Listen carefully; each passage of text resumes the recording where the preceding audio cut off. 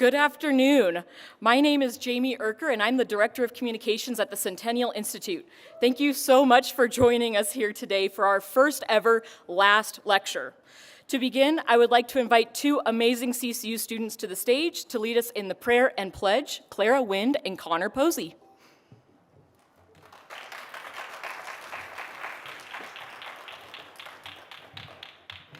Please bow your heads and pray with me. O Lord, to you we lift up our hearts. I pray that we would be those today who would seek to understand and seek to know you, Lord. You are faithful throughout all generations, and you have established and sustained all that exists. We pray with the psalmist, the Lord reigns, let the people tremble. He sits enthroned upon the cherubim, let the earth quake. The Lord is great in Zion, he is exalted over all the peoples. Let them praise your great and awesome name. Holy is he. The King in his mighty loves justice. You have established equity. You have executed justice and righteousness in Jacob. Exalt the Lord our God. Worship at his footstool. Holy is he. Search our hearts, O Lord, you who know us and care for us. I pray that the words of our mouths and the meditations of our hearts would be pleasing to you. In the name of the Father, the Son, and the Holy Spirit. Amen. And then please stand with me as we recite the Pledge of Allegiance. I pledge allegiance to the flag of the United States of America and to the republic for which it stands, one nation, under God, indivisible, with liberty and justice for all. Thank you. You may be seated. All right, now I want to take a moment and dispel some of the rumors that have been going around on campus. First and foremost, Professor Plato is not ill or dying, nor will this be his last lecture, though we'll see how today goes. It may be. Rather, the concept of the last lecture was inspired by a Carnegie Mellon professor who was diagnosed with a rare form of cancer in 2007 and famously presented a final lecture of wisdom that he had always wanted to share with his students. Many people do not necessarily reflect on life's most important lessons until they are faced with that type of life-changing news. However, our hope for this lecture series is for the amazing faculty at Colorado Christian University to have a platform to share their past experiences and expertise with the CCU community and beyond in order to inspire others to pursue faith and truth with new insight. And I think today's lecture will be a great opportunity for each of us to examine what it means to be a rebel for Christ in a society that is overrun with the desire to defy the status quo. For our first lecture, we are honored to host Professor Michael Plato. Michael Plato is an associate professor of philosophy within the College of Undergraduate Studies at Colorado Christian University. He previously served as an instructor at Ryerson University, Humber College, and Seneca College, and guest lectured at the University of Toronto, Southern Baptist Theological Seminary, and Tyndale University College. He is a review editor for contemporary religion and culture at booksataglance.com, as well as a member of several societies, including the Evangelical Theological Society, American Society of Church History, Society for U.S. Intellectual History, the Popular Cultural Association of Canada, and the Senior Common Room of the Trinity College at the University of Toronto. Plato is currently a PhD candidate in intellectual history and historical theology at the Free University of Amsterdam. Will you please join me in welcoming Professor Michael Plato? Jamie, thank you, yeah. All right. Well, thank you. And of course, yes, my first act of rebellion is always standing in front of the room and everybody does the Pledge of Allegiance and standing there, not, hands firmly down. For those who know, yes, I'm actually Canadian, so not American yet, so we'll see what happens in the future. But yes, that was one of the little interesting things that comes up. But yes, thank you. This is not only a great opportunity to be able to speak to you today, but it's also a great opportunity to initiate what I hope will turn out to be a continuing and successful event here, the last lecture series. This is the first one, and so yeah, it's a great honor to be able to do that here. My talk today is titled Rules for Rebels, Lessons from Philosophy on What It Means to be Truly Radical in the Present Age. Excuse me. From what I understand, I'll give my lecture, which is, as those of you who are students know, is usually plentifully illustrated with PowerPoints. and then we'll be doing questions afterward. There is much in our culture today that pushes us into the narrative of being a rebel or a revolutionary.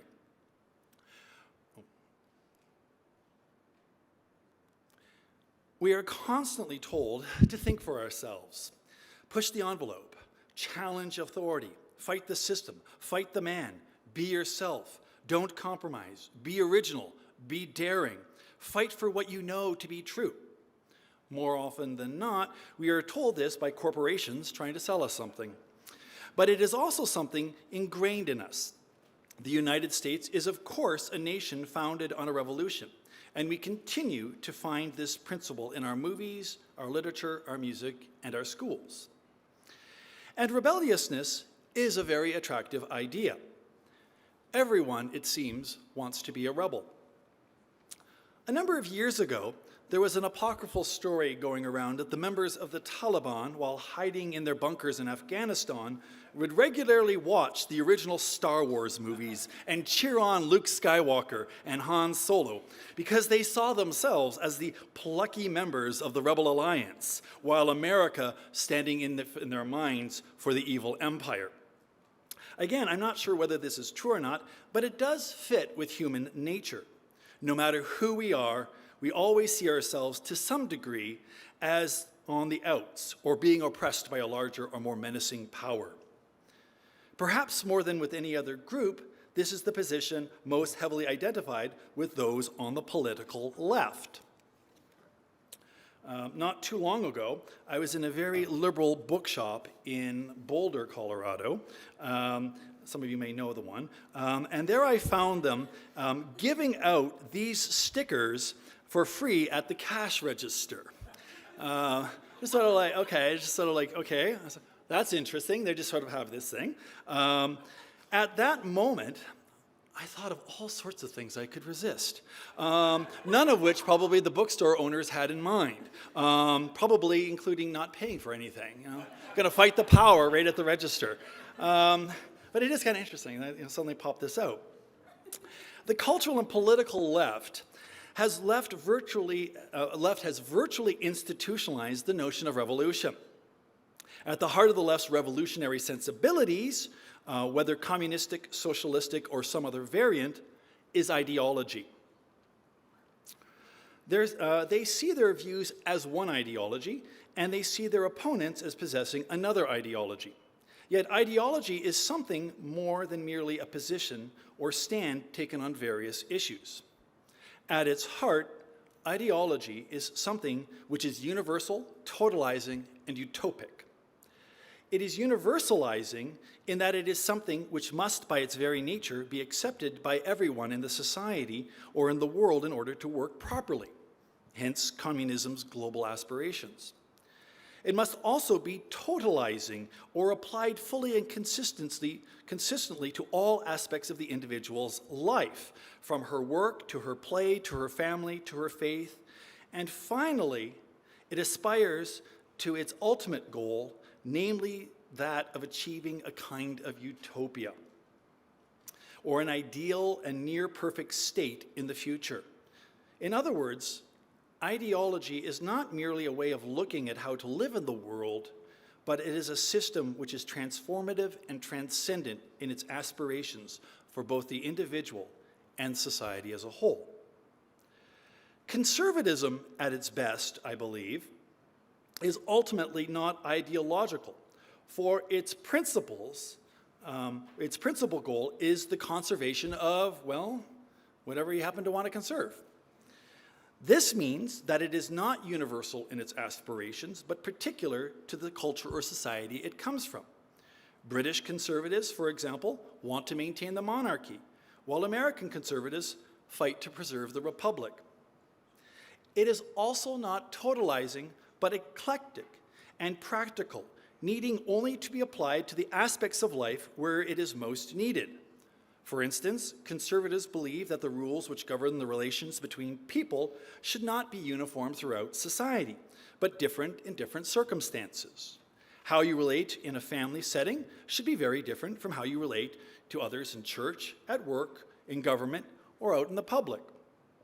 Finally, it is not utopic and transformative, but commonsensical and restorative. Conservatives know too well the dark and sinful ambitions that lie at the hearts of every man and woman, and sensibly seek to hold on to the lessons hard learned from the past. As such, if any group is predisposed to fight the system, it's conservatives. Putting things into the language of resistance, I think it is therefore safe to say that those on the political left are revolutionaries, while those on the conservative right are rebels. What's the difference? The revolutionary wants to overturn society and replace it with something new. The rebel, more modestly, wants to be left in peace, or at least in enough peace to attain more private and personal goals. Rebellion has as its ultimate objective a kind of cultivation of the self and the immediate surrounding community, not society at large. Yet, as Christians, we also know that the Bible often depicts rebellion in a negative way. We are told that it was Satan and his host of followers who first rebelled against God. Adam and Eve's sin in the garden is characterized as rebellion.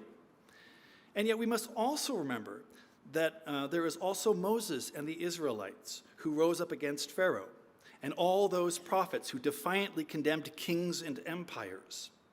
And by the way, neither of these groups were seeking a new society. Moses and the Israelites wanted to return to their ancestral land, and the prophets implored a return to God and his established laws. And while our Lord Jesus Christ told us to render unto Caesar, there are many recounted instances when he stood against the authorities. And as we all know, he sought not to defy the law, but to fulfill it. So there is clearly bad rebellion and good rebellion. So how do we fight this system and fight it in a good way? The first thing to do is recognize that there is a system. In fact, we are surrounded by systems. All ideologies are systems of some kind, some more beneficial, others less so. The second thing to do is to innovate, but innovate from resources taken from the past and our larger collected and inherited wisdom. And in doing this, seek not after progress, but restoration. Saul Alinsky was a thinker and activist who was popular in the 1960s and 1970s with many left-wing radicals. He was the teacher and inspirer of both Hillary Clinton and Barack Obama. He famously wrote a list of rules for radicals. And by radicals, he meant revolutionaries. Some of these rules included: power is key, pick your battles, the ends justify the means, and personalize your attacks. Alinsky said that his rules were meant to level the playing field by equipping those without power with strategies to challenge those who did have power and bring about change. In this spirit, I propose a list of rules for rebels. While Alinsky sought to help people who were powerless in their fight against those with power, I am seeking to help people caught in systems of change, some of which they may not even be aware of. My goal is not to level the playing field, for the playing field is already a bombed-out nuclear wasteland, but to help people restore their deepest level of humanity. And to do so, I am not proposing new and innovative ideas, but tried and true ones provided by some of the best thinkers of the past.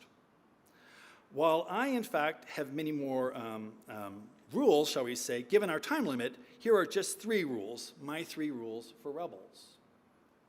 And I'm like, okay, I've lost my contact here. Okay, there we go, okay. Rule number 1. These are 3 very simple rules to follow. Rule number 1, hesitate. A few years ago, the British philosopher Sir Roger Scruton observed that one of the reasons revolutionary politics is so attractive to many people is because it's so much easier and so much more fun to tear things down than defend them or build them up. Yet conservatism, he says, holds to, quote, the sentiment that good things are easily destroyed but not created, end quote. If conservatives were to hold a protest rally, he said, their protest signs would probably say the word hesitate. Can you imagine a whole army of people with the sign saying hesitate? In a world where we are constantly told that progress and change are not only absolute goods, but natural inevitabilities, perhaps the most difficult and defiant thing you can do is resist it. Yet sometimes the best thing to do is nothing, especially when the forecast is murky and the change proposed appears to be merely for the sake of change. Do we really need to keep updating the look of Instagram, LinkedIn, Twitter, and Amazon, and all those other platforms we use? I know it sounds like a bit of a side issue, but it is a bit of a beef of mine. Like, really? I just got used to the last format. How is this actually better? Perhaps the greatest perceived threat to progress, efficiency, and the like is what we call tradition. Traditions always seem to be under fire these days. Of course, traditions always seem to be under fire these days. Of course, they were even 2 centuries ago when philosophers such as John Stuart Mill called them dead dogmas. That was his term for traditions. We are often told that something is a dead tradition. Yet if it were truly dead, why is it still then being practiced? You know that when somebody uses the term dead tradition, that they are probably up to something. Yet what about those traditions which seem so obviously pointless and unproductive? I want to give you a little bit of an example that might help clarify this. A few years ago, a studies on traditions was conducted by Harvard professor Joseph Heinrich. Specifically, he was studying the traditions of the Tucanoan people of the Colombian Amazon. One tradition in particular that interested Heinrich involved the elaborate and time-consuming traditional processes of preparing the staple food manioc or cassava, which is a kind of tuber or potato. Manioc contains the poison cyanide, and over time its ingestion would kill you. Yet none of the Tucanoans showed any signs of cyanide poisoning. Why? Because the elaborate and ritualistic way in which it was prepared removed most of the cyanide. Learning this process on your own to remove the cyanide, would be extremely difficult to come up with. And significantly, the children who were taught the process had never seen anyone get poisoned because the process works. Yet the process is intensely time and labor consuming. If someone thinking the process was just about removing the bitter taste of the manioc, and they decided to cut corners, it would result in the whole community developing the symptoms of poisoning years or decades later. Any kind of unwillingness to take on faith the practices handed down from earlier generations would result in sickness and early death for the community as a whole. In this case, the individual learning does not pay, and intuition is totally useless. The problem is that the steps in the procedure which led to the removal of the cyanide are not apparent, and an individual cannot really infer their functions, interrelationships, or importance. Basically, the point here is that the culture is often much smarter than individuals. Operating over generations, as individuals unconsciously attended to and learned from more successful, prestigious, and healthier members of the community, the process generates cultural adaptations. Often, most of or all of the people skilled in deploying such adaptive processes do not understand how or why they work, or even that they do anything at all. They're just doing this thing because that's the way we do it, and they had no idea that they were actually saving themselves by doing it. That's the point. But if they stopped the tradition, they would start dying. And then are there moments when, so this is an important thing to see, why traditions are important, he says. Are there moments when we must act to change or alter traditions? Of course. But when in doubt, or when you are uncertain of the consequences, or even uncertain why the thing was done in the first place, it is probably better to hesitate rather than risking losing something that you may never be able to get back. That was rule number 1. Rule number 2, be lazy. I make my rules very simple. There is a certain irony within our technologically advanced and prosperous society. On the one hand, we live in a world of luxury and ease compared with, to those lives from many generations ago. The work week has dramatically shrunk, and average vacations are on the increase. For example, in 1870, adult workers worked an average of 3,000 hours a year, while in 2020, that was down to 1,500 hours a year, exactly half.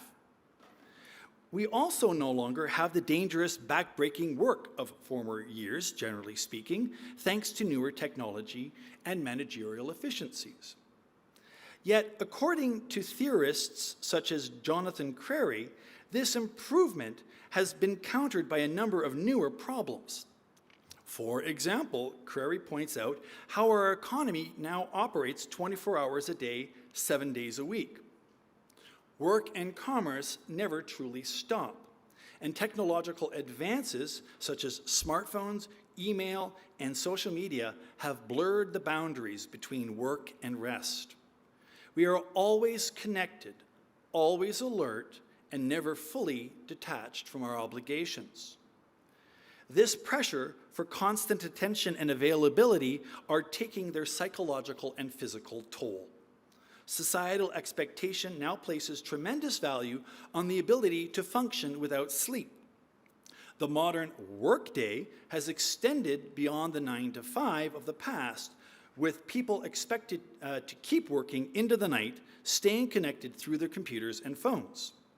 While many proponents of the digital economy suggest that technological advances allow more flexibility in how we work, Crary highlights the paradox that this, what he calls myth of flexibility, often leads to a situation where individuals are required to always be available, constantly juggling personal and professional responsibilities. This creates mental and physical exhaustion as people are trapped in a cycle of endless engagement with work. Here's a statistic for you. Presently, the average American adult sleeps 6.5 hours a night. In the 1970s and 1980s, it was around 8 hours. And at the beginning of the 20th century, it was 9 and in some instances closer to 10 hours of sleep a night. So over 100 years ago, people slept 10 hours a night. How much did you get last night? Remarkable difference. We've lost almost 2.5, almost 3.5 hours, depending on how you look at it, every night in a single century.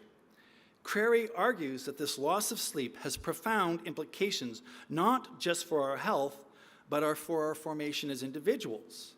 Sleep is one of the last remaining private spaces in which we can step back from the demands of the world to reflect. When sleep is continually interrupted, so too is the ability to meditate, to dream, to restore oneself, and to communicate with God. Not only is every moment of our lives increasingly colonized by activity, whether work, consumption, or distraction, but our very selves have been drafted into this coercion. The Korean-German philosopher Byung-Chul Han has written that whatever its faults in the past, the worker only had to deal with the manager in an environment where they were being surveyed, such as at work. Outside of such conditions, the worker had some form of relative freedom. People used to say, the weekend is my time and I can do what I want. Today, however, according to Han, the worker and manager are one and the same. We have internalized the panopticon. We don't need bosses or foremen to keep us on track in our work. How so?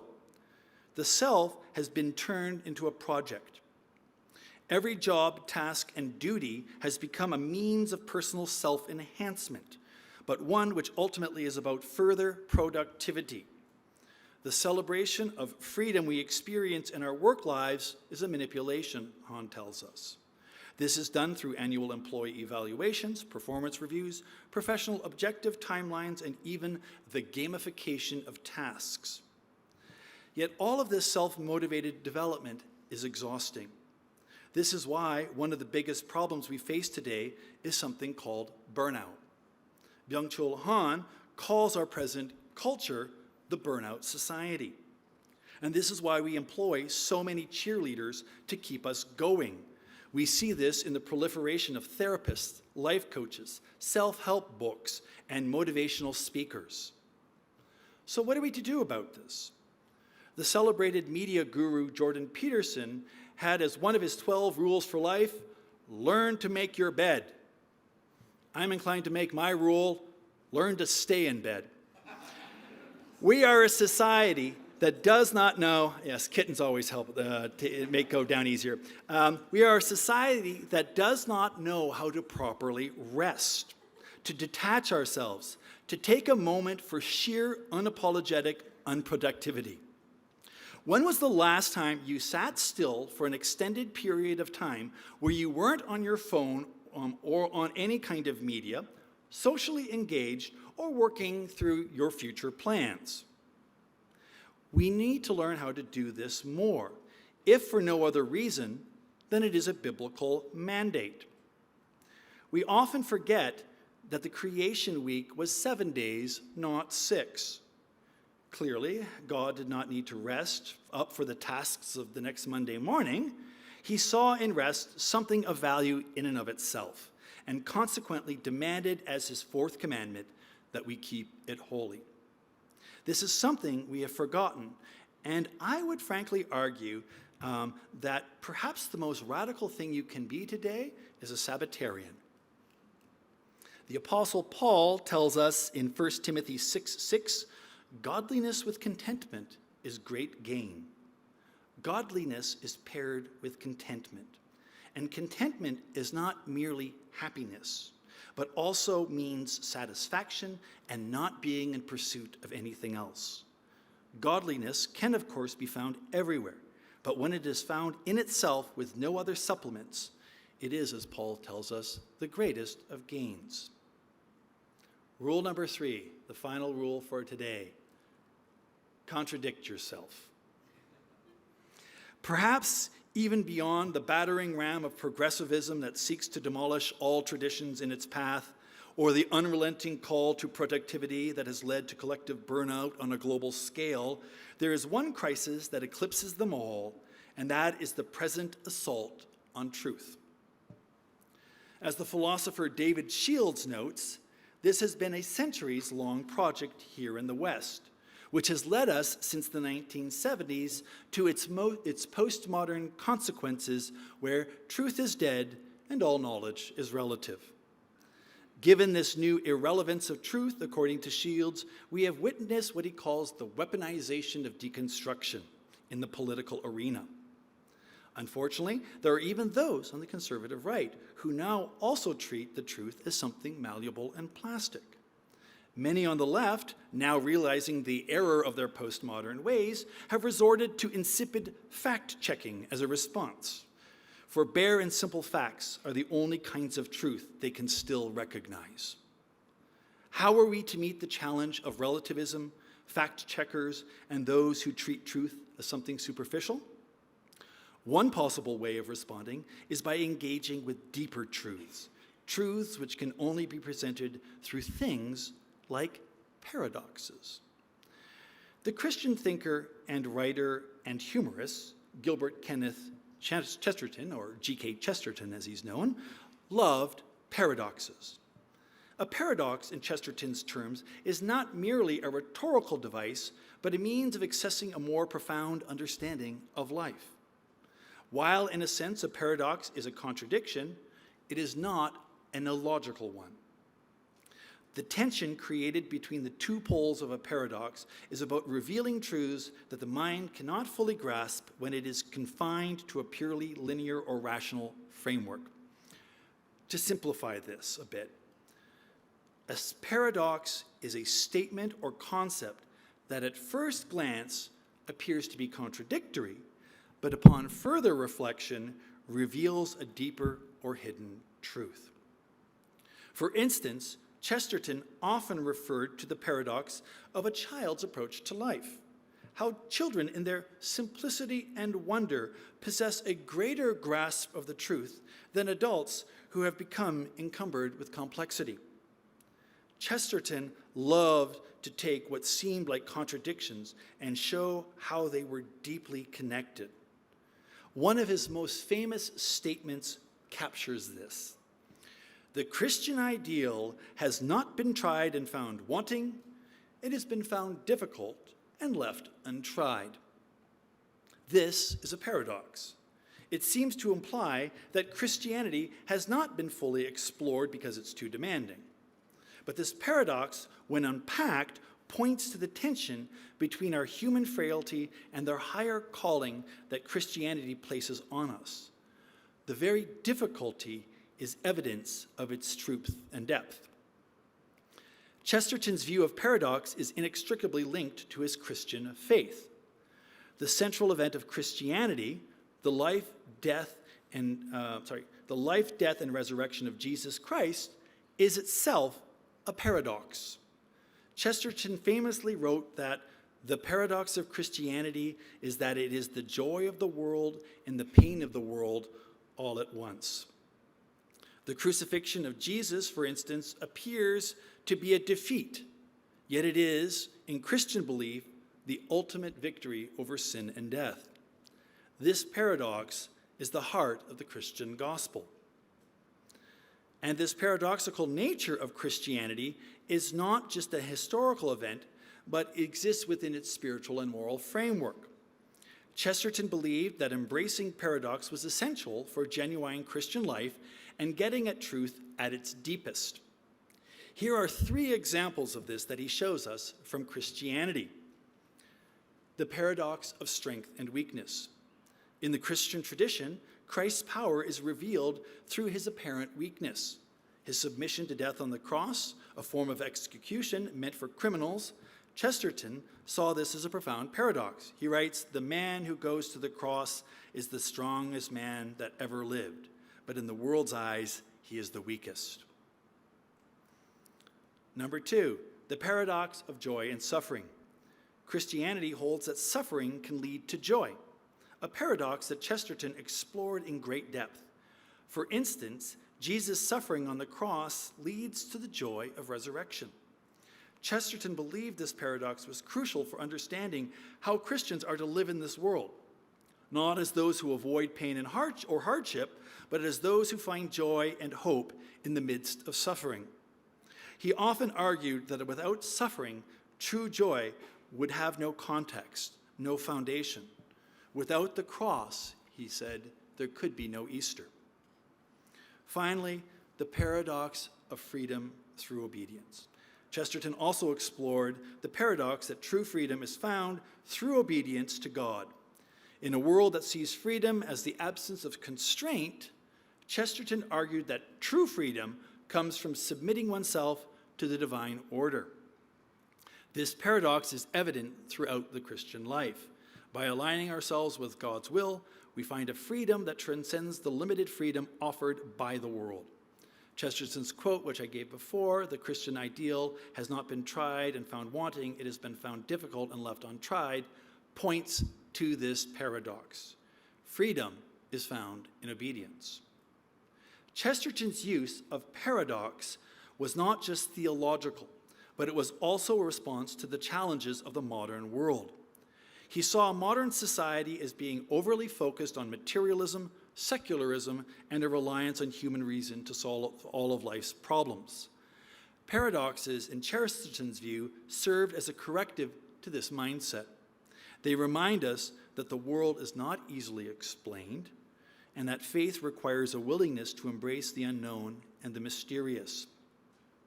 In his book, Orthodoxy, Chesterton wrote, "The most extraordinary thing in the world is an ordinary man and an ordinary woman." This statement is at its heart a paradox. It suggests that the very ordinariness of human life, the simplicity of things, is extraordinary, when seen through the lens of divine grace.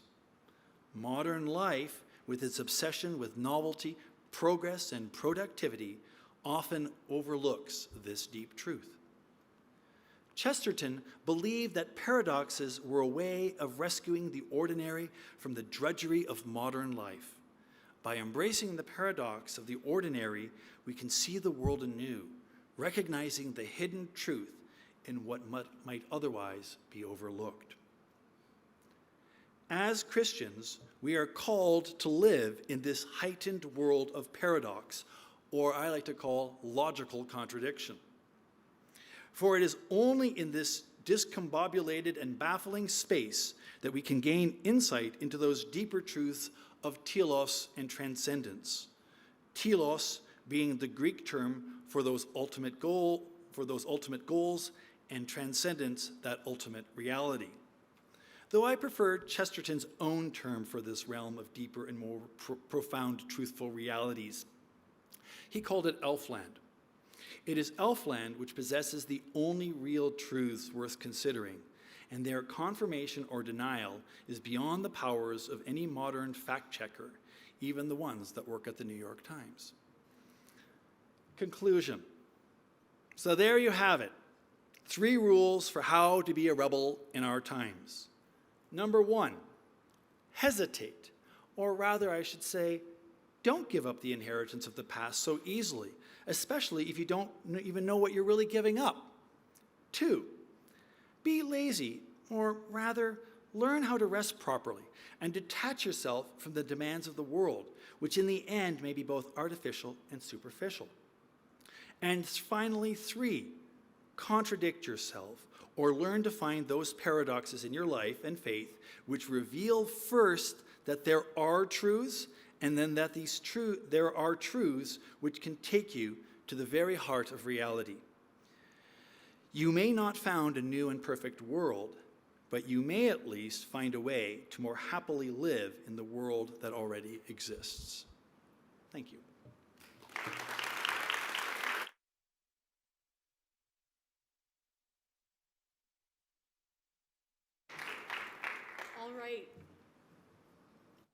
All right, so we're going to be doing a little bit of Q&A with Professor Plato. We have 2 students around, so if you have a question, please raise your hand, and one of the students will run by with a mic. Please make sure that it is a question and not just your statements of what you believe. That is great. Please share it with... Okay, he doesn't care. So please share your thoughts later with him. I'm sure he'd be happy to hear them despite what he says now. But go ahead and raise your hand. To kickstart us while people are thinking of questions, Professor Plato, how would you say you uphold all 3 rules in your own life? Usually accidentally. Accidentally, unintentionally. No, it's actually, I don't. And that's one of the reasons why an exercise like trying to formulate rules for rebels is a good idea, because it gives us an opportunity to actually think through these things. Like, my whole point is that, first of all, here's the plug, this is one of the values for philosophy, is being able, and by the way, most of the figures that I've been quoting for, except for like Chesterton, are non-believing secularists. But they are providing profound truths that are necessary for us to consider. And so a lot of it is just simply digging in and figuring out first and foremost what the problems are. I've been doing a lot more work on Jonathan Crary recently, and he's just sort of talking about what is this way that our culture is really kind of pulling us in a way that is really having detrimental psychological and physiological effects on our society and ourselves. And we just get caught up in it, and we don't think about that very much until suddenly it's like, oh, it's presented, and now I've got to do something deliberate about it. Like I said, think about it, how many hours a night do you sleep? Question, how much of that time before you go to sleep is spent on your phone in bed or on your computer, right? And by the way, that's the worst thing for actually getting you to sleep. This is one of the reasons people have chronic sleep problem. And so okay, that's actually going to have to take a conscious effort. And so part of what I'm doing is, it's just, I'm not good at any of these things. And this is where going through this kind of process is okay, now we got something deliberate to work on. Yeah. Awesome. What questions? Yep. regarding, so we live in a society that promotes this constant work, and I feel like the work week has become much longer. I'm curious if you have any personal practices or routines that you have for escaping the rat race and maybe taking back some of that peace. No, if you got some good ones, let me know. No, it's really, this is more confessional than actually like I'm the guy with all the answers. I just sort of, like most philosophers, I can kind of point you there, but don't expect me to live it. Bad rap here for us. No, it is. I actually think it is.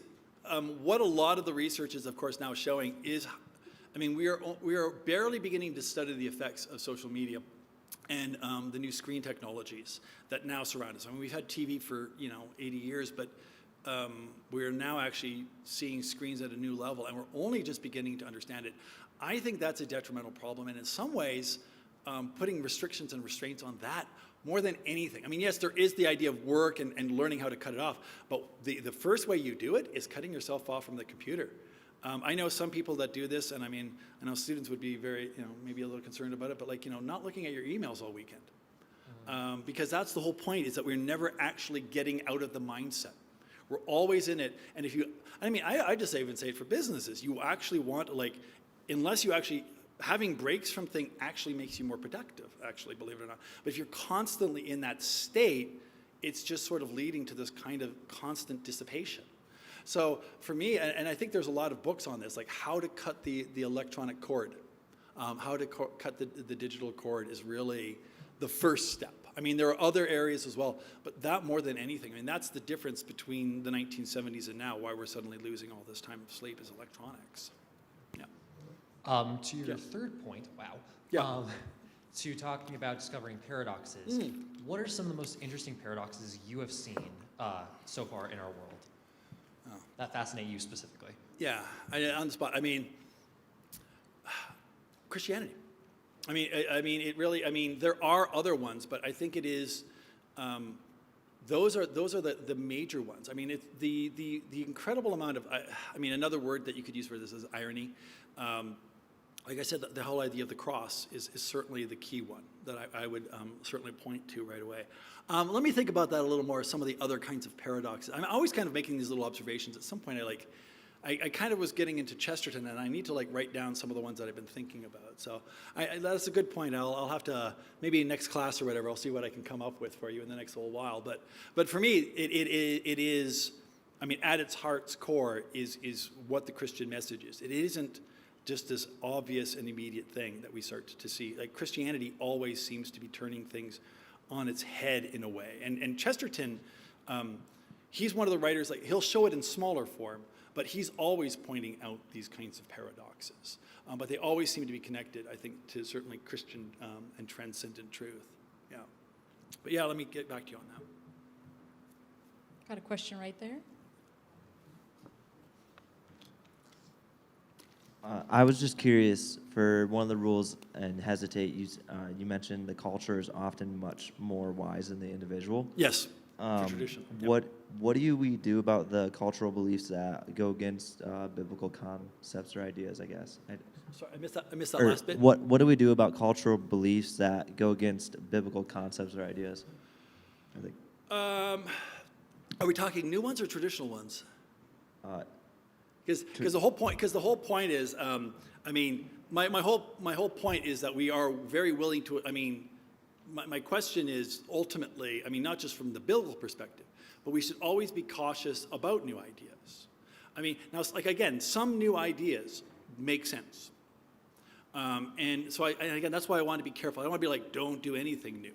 We are always doing. There is always a development, but my point with that is, when we decide to get rid of things and we don't really know why we're getting rid of them, or maybe why they were there in the first place, why do we do these things? Why is it that, I think a good example of this, a lot of churches which were very liturgical, and they got rid of that, all this unnecessary ritual. Ritual is a big part of what we'd call tradition. And most people would say, in a very pragmatic way, ritual is unnecessary, out of date, let's get rid of it. Well, my point is, maybe it existed there for a purpose beforehand. And before you just suddenly get rid of it, because when you usually get rid of something, it never really kind of comes back, right? That's the point. Maybe we should just at least try to understand what may be in, I mean, I don't think it will necessarily be the case like the manioc, where it's like, I mean, poisonous, but it could be culturally poisonous if we remove certain things. Like why do we do certain things? Why do we have certain traditions and holidays, and why we do culturally different things? And we say, well, that's kind of a useless thing. Well, maybe it isn't as useless as we think it is, because we just don't have a bigger vision of what culturally our society has found a value in it. So in that regard, yeah, I mean it's not just a matter of like things that are opposed to the biblical culture, but our faith is often imbued by traditions, and when we get rid of those traditions, we are in some way critiquing or eroding away at that. Any other questions?